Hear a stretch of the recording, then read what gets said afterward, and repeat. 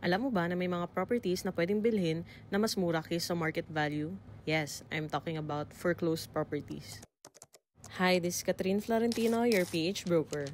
Ang mga foreclosed properties ay yung mga bahay, kondo o lupa na nakuha ng bangko or any lending institution dahil hindi nababayaran ng dating may-ari ang utang nila. Instead of letting it sit idle, binebenta ito ng mga bangko usually at a lower price para lang mabawi ang puhunan nila. Ano nga ba ang advantages ng pagbili ng isang foreclosed properties? Una, mas mura sa market value.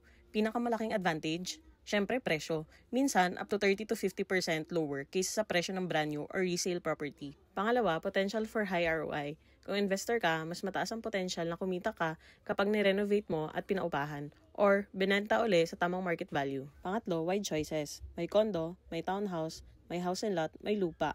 You can even find prime location for less. Kaya kung naghahanap ka ng budget-friendly investment, foreclosed properties might be the hidden gem you're looking for. Gusto mo bang malaman kung saan may mga ganitong units?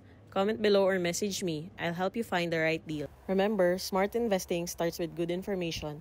Kaya don't forget to like, follow, and share.